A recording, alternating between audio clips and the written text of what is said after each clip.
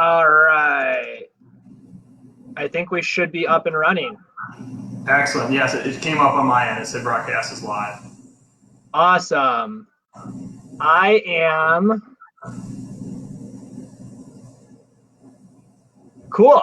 Well, let me get this all shared onto the social media. All right, we'll give you a second and then we'll get started once you get all shared out. Yeah. We'll see who joins us. We got 27 people already. Welcome. Thank you all. We're going to get started here in a second. All right, it's up on that. It's up on that. And posted on that.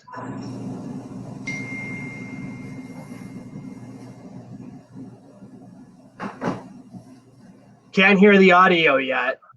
Okay. All right. Thank you, Jason. We're trying to figure that out.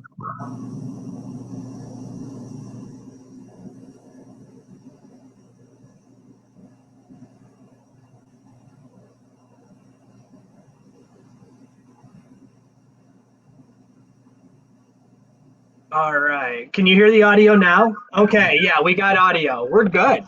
Perfect. All right.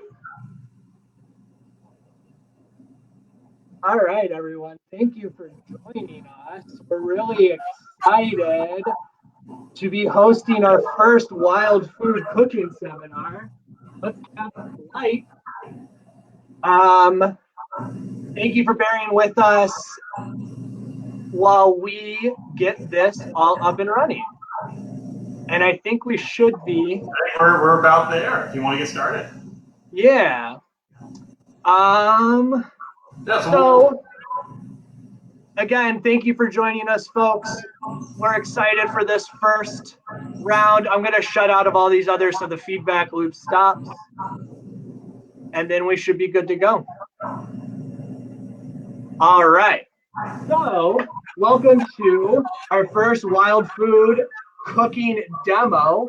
We're excited to be here and we are getting ready to go. So one of the things that we want to do is we're going to introduce ourselves first. We appreciate you joining us. I know it's a little bit of a crazy time. Let me grab my it's a little bit of a crazy time. So we appreciate you tuning in for this first demo, and we're going to see how it goes. So please feel free to give your feedback in the comments, provided that it's nice feedback. We're going to jump in here. So my name's Shane Rogers, and I work for the Vermont Farm to Plate Network. And here at the Vermont Farm to Plate Network, we have a project called Rooted in Vermont. And one of the things that we're really trying to do is celebrate how all folks are doing local food in their own unique ways. And one of those ways is obviously wild food. So today and tonight, what we're going to be doing for you is we have Corey Hart from Vermont Fish and Wildlife, and we're going to be doing a demo of not only how to process trout and cook it up pretty easily, but some farm fresh sides that we can find popping up in the farm stands now, along with some cool wild edibles that are starting to pop up. Corey, do you want to introduce yourself? Yeah. My name is Corey Hart. I'm an education specialist with Fish and Wildlife. My main role with the department is to do mainly most of our aquatic education by overseeing our Let's Go Fishing program, which is a series of volunteer instructors that we have. For today, though, we wanted to focus on trout because tomorrow is the trout opener in Vermont. So April 11th is going to be our trout opening day. And while we do still have a stay-at-home order that's going on right now, it's still encouraged for Vermont residents to get out and actually go fishing within 10 miles of your house. It's a great way to get out, go get some exercise, and get away from people all at the same time. And on that note, all of our normal stocking activities for the year have continued as planned. So stocking trucks are still running, everything's been stocked. The only thing that changed this year is because of the crowds, we weren't advertising in real time for when we were stocking locations because we didn't want groups of people to show up. So typically, if a location that you fish has been stocked in the past, chances are it has been. It might just not be up on our website yet because we're holding off on some of those postings. But for today, we're focusing on brook trout. So I have a variety of brook trout that we picked up. So these ones actually came from our Salisbury hatchery. And for those that aren't aware, we have 5 hatcheries in Vermont. We have Salisbury one, Grand Isle, Roxbury, Bennington, and Bald Hill. Awesome. And so before we dive in, Corey, I'm going to mute your mic, sorry, and I'll unmute you. So before we dive in to the brook trout processing, we are going to explore some easy to make sides that you should be able to find in your pantry.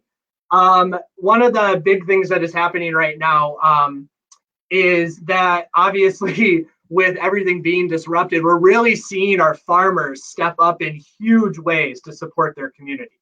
I have personally been inspired by just how much they are stepping up to really make sure that our communities are staying fed. So one of the things that goes great with this brook trout is we're going to do some cast iron, do a cast iron skillet with some potatoes. And then in addition to that, we are going to add some wild leeks, and which you might know as ramps, and we're going to add some garlic. So for this cast iron skillet, I turned this on about 2 minutes ago, and the cast iron is definitely one of my favorite things to cook in. We keep it on our stove nonstop and keep it well oiled. And if you all haven't really checked out cast irons, I would highly suggest it. You can find them at rummage sales, and you can find them all over the place, and they just take a little bit of elbow grease to get them up and running. So for these potatoes, these are like a staple in our house. And these potatoes came from City Market from one of our local farmers. And you can also pick up potatoes almost at any farm stand around the state right now. And our farmers are doing a lot to make sure that folks are staying fed and making sure that people have access to it. When you're talking, can you make sure you're facing towards the camera so we can hear you? Yes, definitely. So one of the things that has been awesome to see is all these farm stands being stocked. And what we're doing is making sure that what the farmers are doing are making sure that all the protocols are being followed and making sure that you can pick up your food. You can order a lot of it online, and you can go in also while following social distance. So for these potatoes, this is, like I said, a staple in our house whenever we're just looking to try and make sure that we want something hearty to eat on our sides. So we just throw the cast iron on, throw a little bit of oil into the pan to get that nice and hot. And what I like to do is I like to cut my potatoes nice and small because I like them really crispy. Now, for those who may like bigger potatoes, you can always turn your oven on. And one of the best parts about the cast iron is that after you fry it up a little bit, you can just pop it in the oven and let them finish off. So you can make sure that you have those nice fluffy potatoes that you like. So as you can see, I got my potatoes cut, and they're just going to go right into here.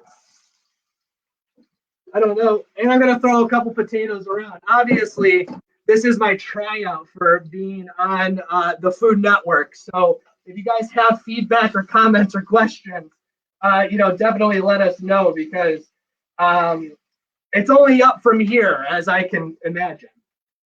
So one of the things that we like to make sure we throw in is we always throw in some onions usually with that. But with the springtime popping and all of a sudden all this green popping up, what you're going to be able to find is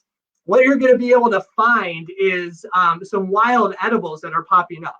Now, the important thing to remember about these wild edibles that you're finding is make sure, A, that you know 100% what you are eating. Do not ever go out and pick something and end up eating it if you're not 100% sure, because that is going to lead to either you having a really bad night or it can even lead to worse things, such as you getting really, really sick.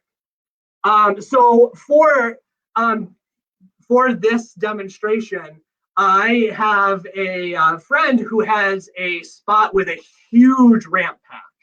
And the reason that I say this is because ramps take such a long time to grow that if you are going to be able to go out and buy them, you need to make sure that you're harvesting them sustainably. Now, sustainably to me means picking only the bare minimum of what you need and leaving the majority of this huge patch that you have that you're going to go back to. Ramps traditionally take like 5 to 7 years to grow to maturity and be able to continue growing. So really the best thing to do is if you find a patch that doesn't have a lot of ramps is to leave it be.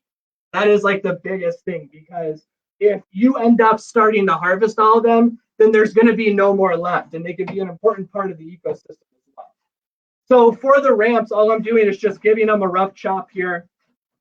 And as they grow bigger, what you can do is you can just harvest, which is probably the best, is just harvest the leaves of the ramps.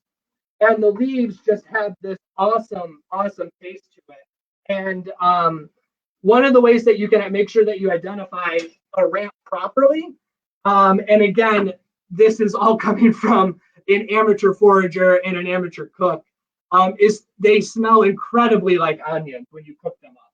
But again, if you're going out to harvest wild edibles, you're going to want to make sure that you know exactly what you're putting into your body, and you want to make sure that you're doing it sustainably again. And for that, I can't stress enough. So the last thing that we add pretty easily is just to smash up some garlic here. And garlic, obviously, you can find everywhere. And one of the best parts about this is that with all of the food starting to come back online, with the weather starting to change, is that there are literally farm stands and farmers markets that happen everywhere around Vermont. So as you're looking to make sure that you're feeding your family the food that you want to be feeding them, make sure you consider, supporting the local farmers that are really pushing one of the helping to support the communities that you're in, and also Vermont agriculture. Oops, sorry, hold on one sec. I'm gonna make sure I plug this in so we don't lose you. So one of those resources that you can find online is the Northeast Organic Farming Association. Does a really nice job at having listings of farm stands and farmers markets that are available around the state. And later on, once we get Corey, I'll start dropping in resources about ways that you can find farmers markets and farm stands that are going on around the state. And another excellent way to not only support local agriculture, but to make sure that you're getting the farm fresh food that you want and that pairs so well with wild edibles is consider doing a community supported agriculture share. And for those who don't necessarily know what a CSA is, basically you pay up front for the food that you're going to get the rest of the season. And it's an excellent way to guarantee that week in and week out, you're going to be supplied with the freshest vegetables and arguably the best tasting vegetables.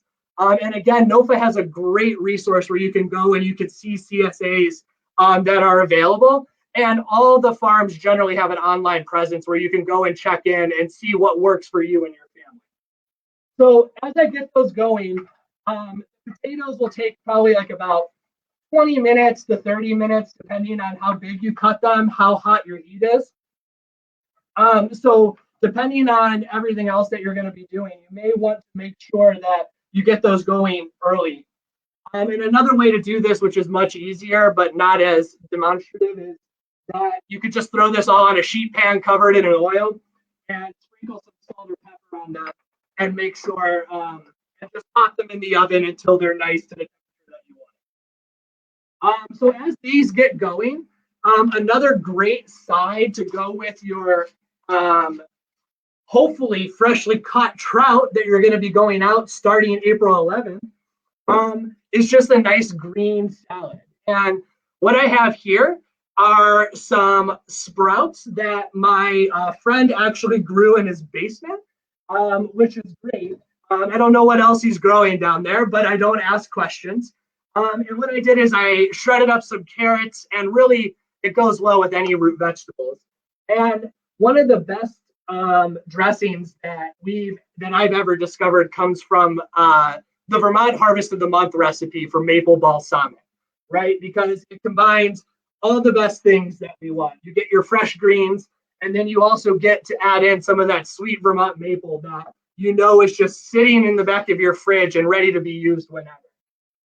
So this is a fairly simple recipe. Really, I generally use olive oil, but since everything happened, we're using sunflower oil because all the olive oil was bought up. So if you have a ton of olive oil, go ahead and make sure that you're using that. And you're going to do about a half a cup of oil. You could do it in your traditional measuring cup. And this is also like a great way to involve your kids in the process, especially if you're teaching them or want to get them into the kitchen to feel familiar. You're going to use the measuring cups. You get to go through all the different bottles. So after you get that half cup of oil in your pan, you're going to do 2 tablespoons of maple syrup.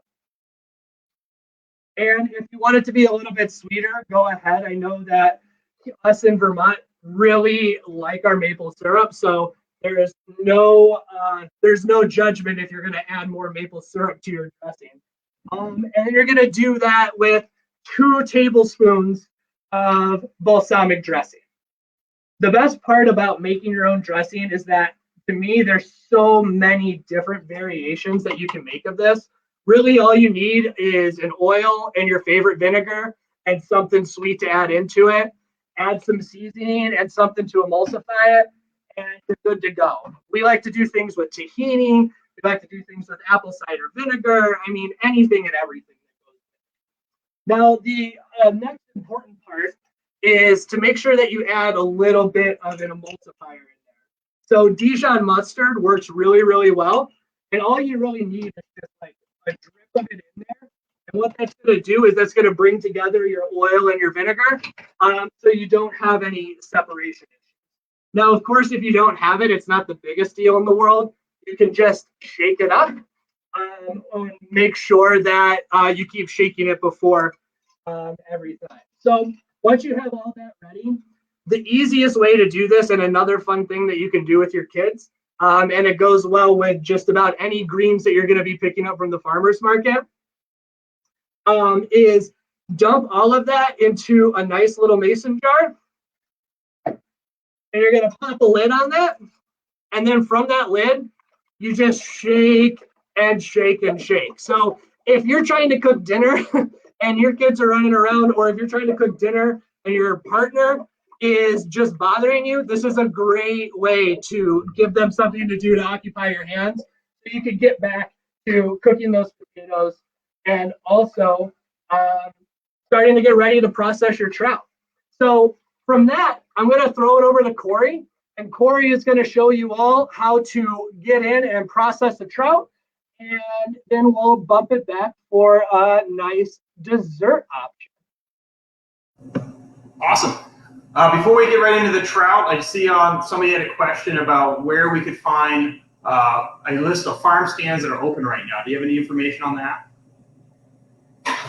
Yeah, so a list of farm stands that are open right now. The best way to find that is you can look at the NOPA website, and they have lists of farm stands that are open. You could do a quick search. Also, the Atlas on the Vermont Farm to Plate Network website is a great way to find farm stands at different farms that are in your area.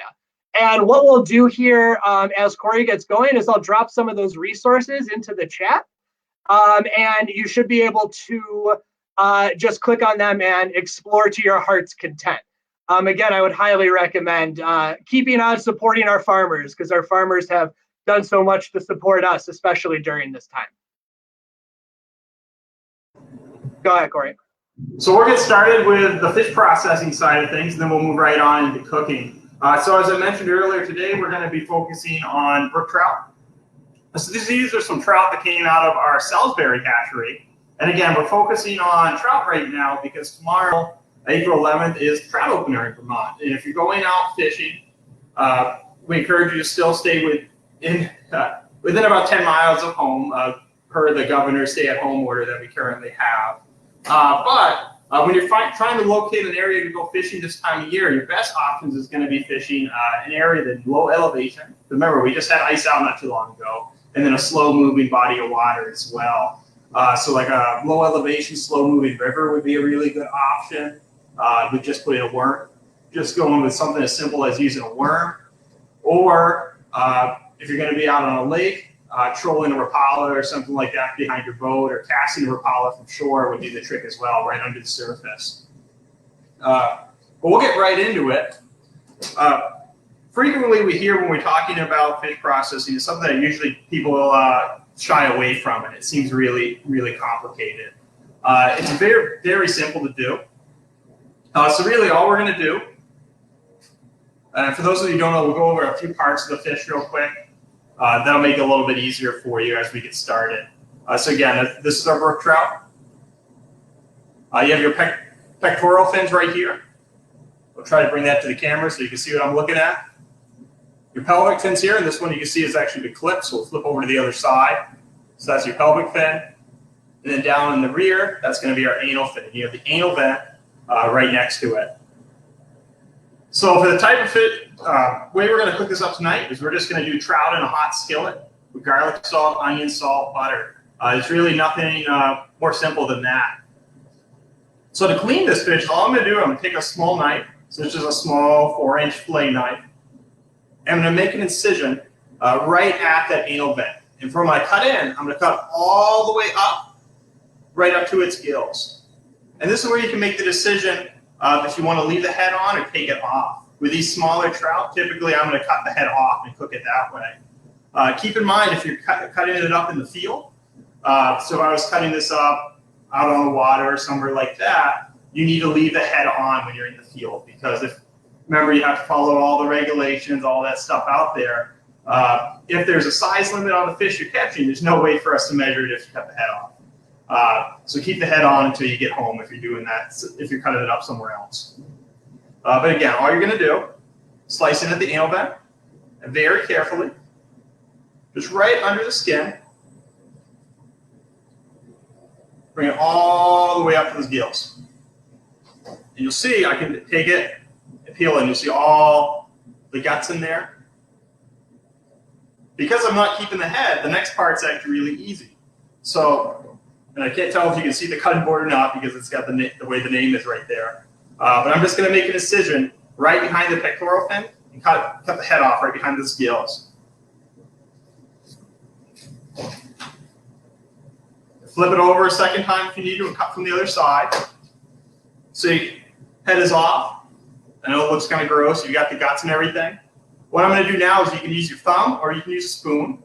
I usually just use my thumb and you'll just take the guts, everything, scoop it right out. And you see now the guts are out.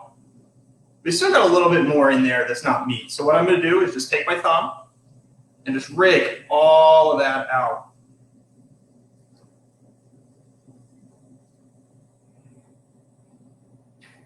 And now this trout is clean. It's ready to go. The only extra step I might do is some people prefer to cut off the pelvic fins,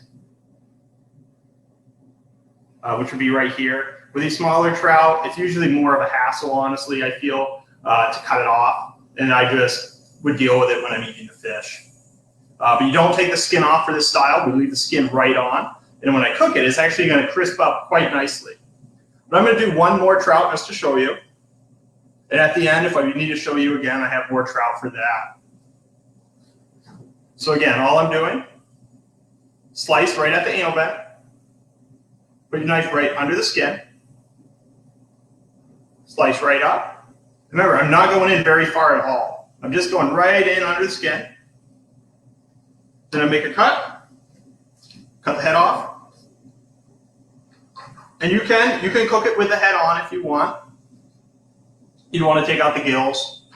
But usually most people aren't going to cook with the head on until you get some of those larger sized fish. For these smaller ones, there's really no point in leaving the head on.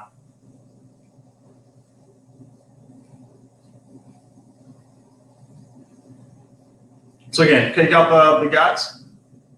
You still got a little bit in there, so now it would be you take your thumb, rake everything right out.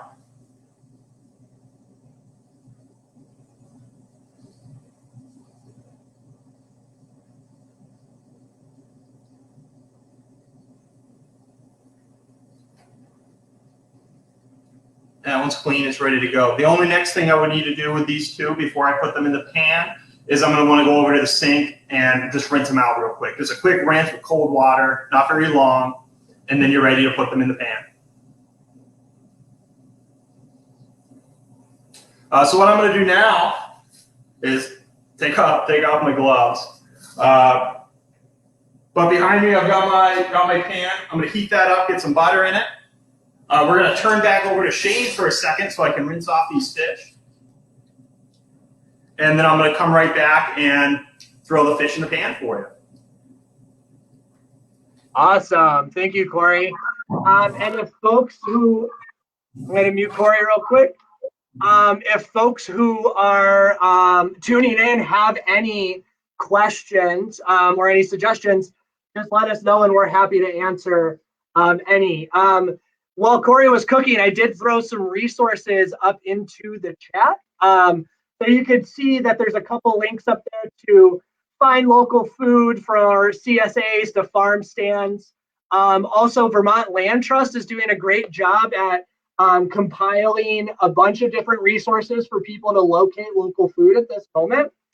And, you know, as Corey kind of gets ready to cook up this fish, I do just want to take a moment and recognize how unprecedented this is and just give a big thanks, not only from the Vermont Farm to Plate Network, but also from Vermont Fish and Wildlife and everybody involved for all those who are on the front line and who are going in to make sure that not only we could stay fed, but that we could stay healthy. So seriously, thank you so much from the bottom of our hearts. And it really has shown me personally just how resilient Vermont is and how much we pick each other up.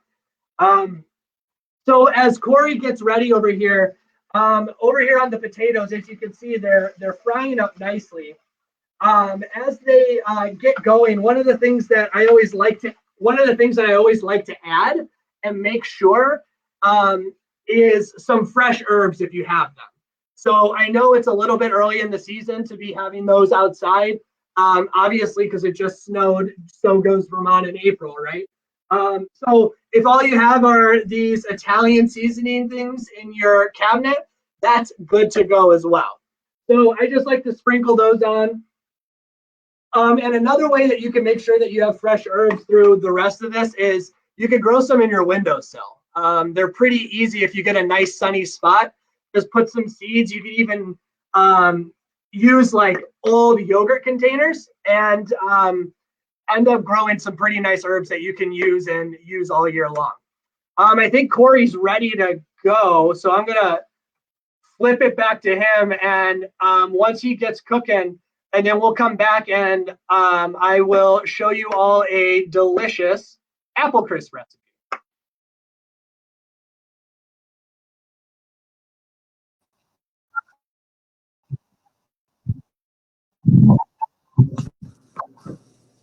All right.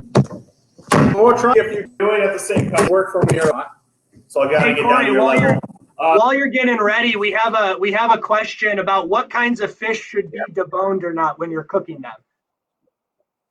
Yeah, it depends on what type. And I know you can't see my head right now, but it is what it is for what we're doing. But typically with trout, you're going to clean. Any scaly fish, you're going to want to fillet. So that's going to be fish like perch, your bass, pike. You're going to want to fillet. Pike's a whole other challenge because it's got those extra Y bones in there. But for fish like what we're doing right now, we're just cooking these in a skillet. Trout are really nice because you just can clean them and cook them whole with the skin on. So for those of you that didn't see what I was doing earlier, all I did was I threw about half a stick of butter in this skillet, I put it on about medium heat. Medium to high basically is where I want it. And I'm only going to do about 3 minutes per side. As we get back to where you can see me. So I throw the fish in. It's going to be about 3 to 4 minutes each side. I'm just garlic salt, onion salt it, and that's it. That's all I'm doing. And you'll know it's done with it actually starts to crisp up a little bit, kind of like a potato chip.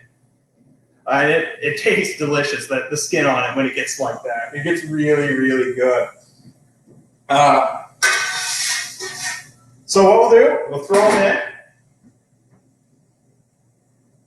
in. And those of you that did see earlier, again, this is what it looks like when it's all cleaned out. So all I did was just run some water over on it, and it just cleans out everything nicely for you.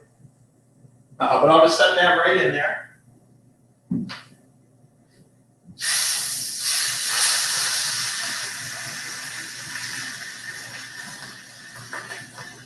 Throw our second one in.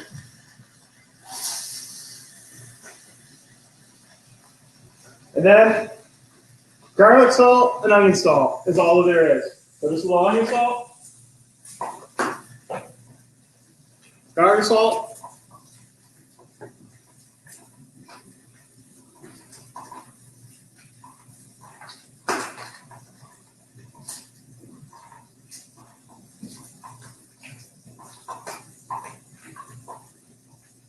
and we just give it a few minutes to cook. And it's really as simple as that. With some of our largest, will be smaller brook trout, like the 6 to 8 inch length, are perfect for the skillet.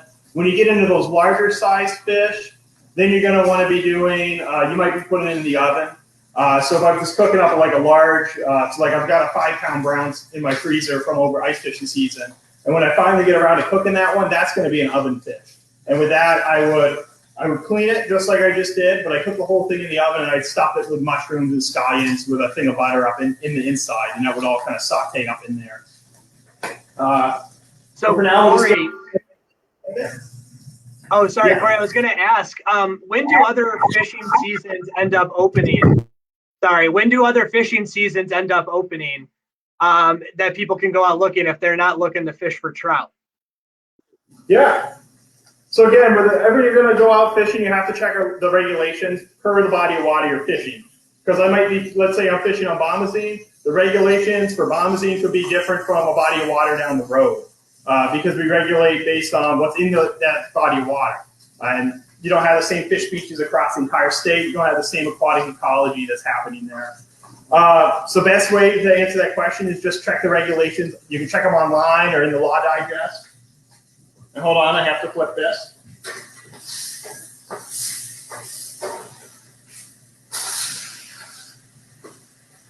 I can smell it. It smells so good. Yeah, let's see if I can pull this over so you can see. And I hope I answered that question as I was trying to cook. And everyone kind of see that? It's smoking up nicely.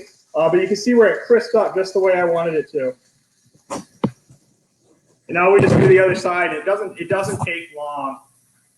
But in season right now, kind of getting back to the other question, I mean, you got trout you can start fishing for tomorrow. But right now, bullhead's been really popular. If you haven't been bullhead fishing on our website or our Facebook page, we just posted a bullhead fishing video. That's a great way to get out this time of year and actually do some fishing. Hey, Corey, we have a question. Does anybody ever use lemon slices inside the fish? Yes. Yeah, so lemon slices, I mean, this is just like the most basic way to show you how to do it. But yeah, lemon's very common. There's lemon slices actually on top of it. Maybe wrap the whole fish in tin foil, cook it on the grill. I like to stuff it with sliced mushrooms a lot of times. So I'll put in like scallions, mushrooms, onions, stuff that all in there and cook it while it's doing this. And it kind of cooks up together.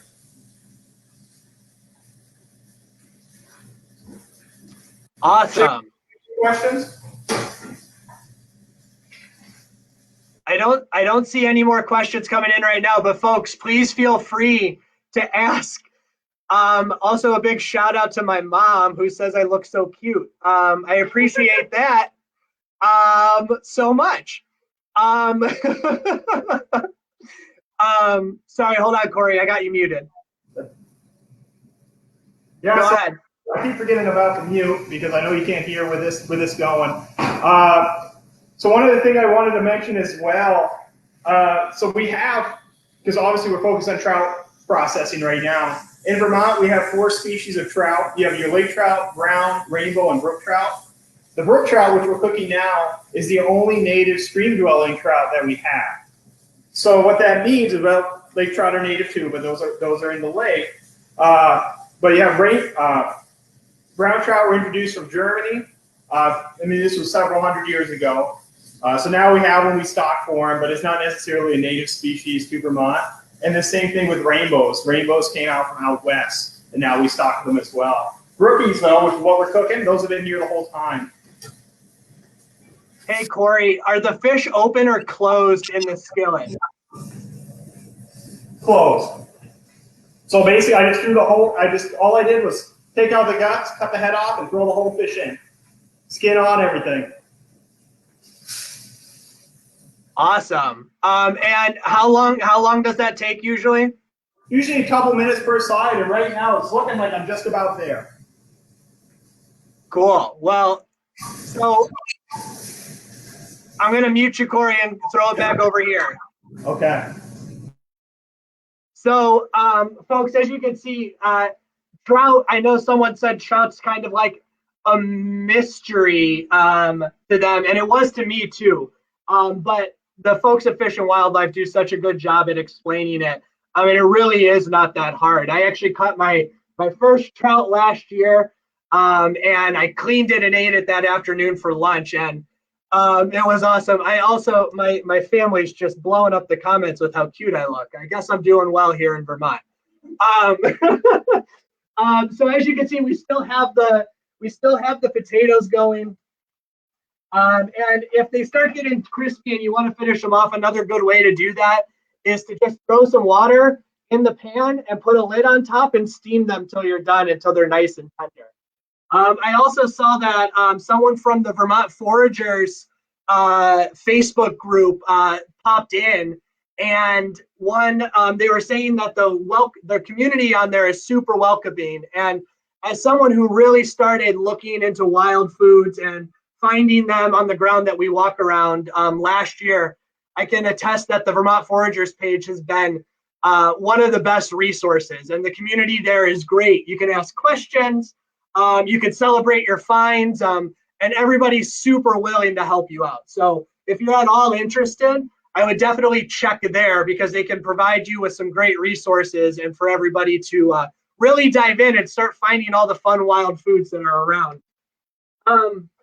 So the last thing that we wanted to pair with this, so we have these awesome skillet potatoes that are coming farm fresh from all our great farmers. We have some wild ramps thrown in there. We have a side with some sprouts and some maple balsamic. We have the nice fresh trout that was caught and processed and skilleted. And of course, you got to have dessert, right? So for dessert, one of the easiest and most delicious things that I have found to cook is a slow cooker apple crisp. And I know you're thinking, but it's April, where are all the apples? The best part about this is that the apples generally are available almost year round. Our orchards throughout the state do such a good job at making sure that they're available for folks to enjoy. These apples come from Champlain Valley Orchard, so big shout out to them and thank you. Any orchard really around the state, you should check in and see if they have stuff available if you're craving it. So for this slow cooker apple crisp, my favorite thing about it is that you can put it in the morning, put it on, go to work, and come back, and you have a delicious dessert that you don't have to worry about. So the first thing that you're going to want to do is make your top, right? So you get some rolled oats, whatever amount you hunt. I'll be able to provide a recipe for you in the comments here. Once you start cooking your apple crisp, you're going to get used to just kind of eyeballing it. So we put the rolled oats in there. The next thing that you want to add is probably like about a cup of flour, maybe a little bit more. We got some King Arthur flour, which is in Norwich, employee owned, another great Vermont company that's stepping up and making sure that our communities are being fed. So throw that in. It calls for brown sugar, but I don't have any brown sugar in the house. So instead, we are using this organic maple sugar, and we're going to mix a little bit of maple syrup in it to kind of get that same effect. Again, there are certainly a recipe for this, but I encourage you all to do this to your heart's content. So sprinkle a little bit of sugar in there. We have our maple syrup, which I sprinkle a little bit in there. And then you want to add your seasoning. So I think some cinnamon sounds good. You can add nutmeg, you can add ginger, which is one of my favorite things. And then while Corey was cooking that fish, I put some butter onto the stovetop. So that was all melted down. And basically what you're going to do is you want to take all your dry ingredients, mix them all up, and then dump that butter straight into it, and start mixing that up until you get a nice crumb, which is going to be delicious and cooked on top of your apple crisp in the slow cooker. Now I know you're thinking, well, why would I do a crumb? Isn't the point for it to be crispy? And don't worry, I got a technique for you that will blow your mind. At least it blew my mind once I started figuring that out. So after that, you're going to take your Vermont apples. Again, apples are a great way to engage your kids on this, or engage some younger folks who may not be used to cooking or haven't done it before. They say to peel the apples, but I also don't always have time to peel the apples, nor do I really care that much. So you just kind of do a rough chop, get the centers out of there. Make sure you save all your food for your compost bin, or if you're like us, we have like a worm bin in the kitchen that ends up eating all our scraps, and then we can throw them right onto the garden in the end. So with a rough chop with that, you could do it as big or as small as you want. And again, I think the best part about this is that you can make sure that this is a dessert that you can have year round. So as you get your apples cut, you're going to throw them into your pot. Obviously, this is a demo because I've been cooking an apple crisp since we started this morning. So with that pot of apple crisp, what's going to go into this is, again, just about 2 tablespoons of flour to make it nice and gooey in there. So sprinkle a little flour in, and then throw in your seasonings like your cinnamon and your nutmeg. And your ground ginger is one of my favorite ones. Ooh, let me make sure I got all of it in there. And then take some nice lemon juice and just give it a nice squeeze, and that's going to bring it all together for you. As you can tell, I'm really trying to channel my like inner Ann Burrell and all of those Food Network stars that I spent watching when I was a kid. So once you mix that all up, you're going to take that, fill up your crock pot with it, and then you're going to pile the apple crisp right on top of, you're going to pile the crisp right on top of those apples. So what you're going to do with this is you're going to plug this in once it's ready, and it can sit on low for about 2.5 to 3 hours, and it should be ready. But I've also put it on for about 8 hours before, and it was just as delicious. Now, like I said, the key to keeping a crisp apple on top is this handy paper towel. So if you put a paper towel right up top and put it underneath the lid, what that's going to do is that's going to soak up all of the moisture that's coming from the apples and make sure that your crisp can stay nice. So once that's all done, what you'll have is a beautiful finished apple crisp.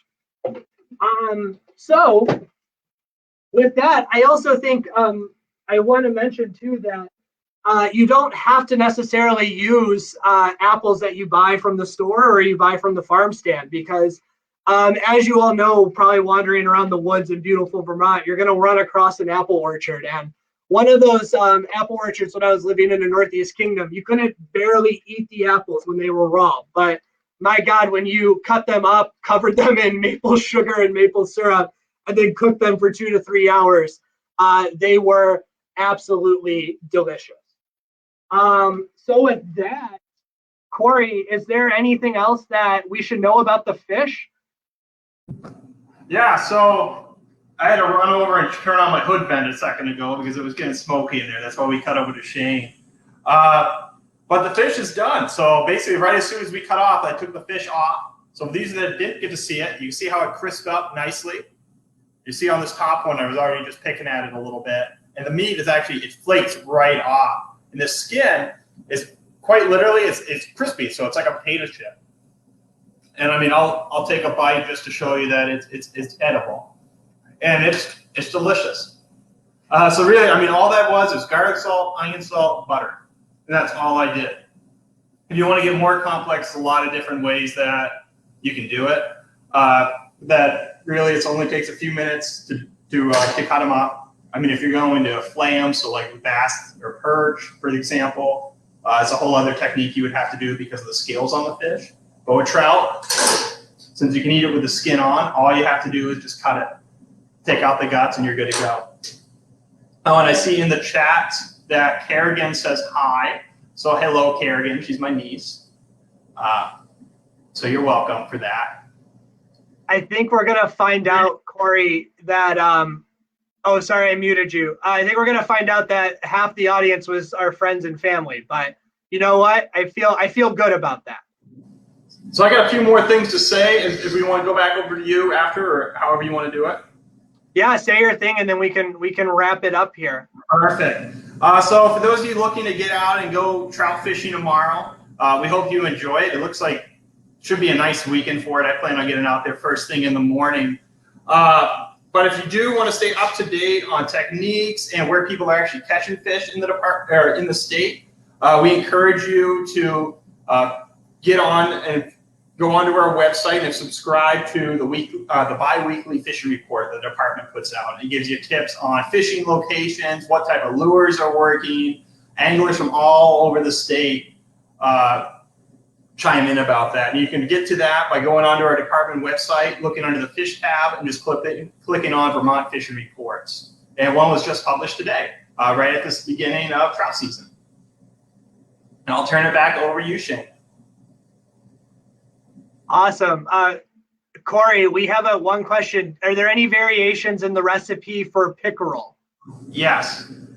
So pickerel, pike, those type of species, they have the Y bones on them.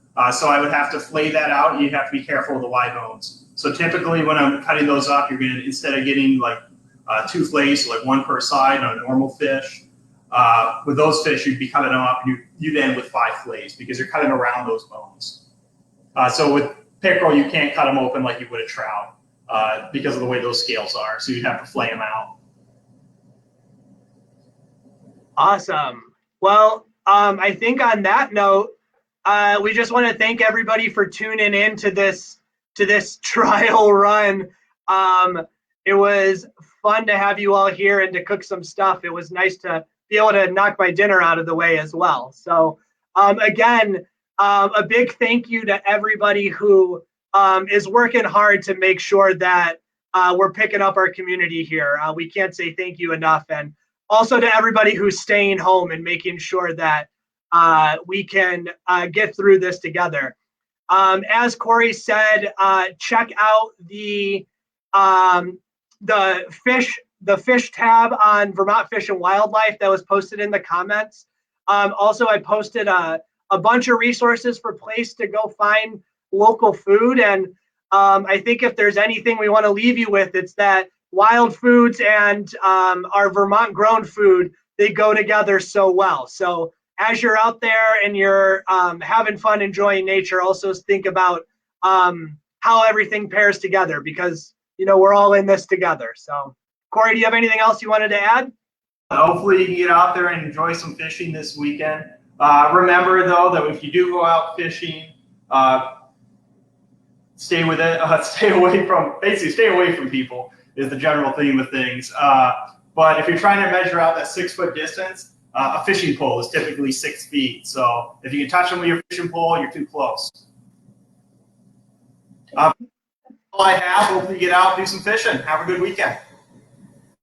Thanks, everybody. We'll maybe see you again. I don't know. Have a good day and enjoy your afternoon or your weekend.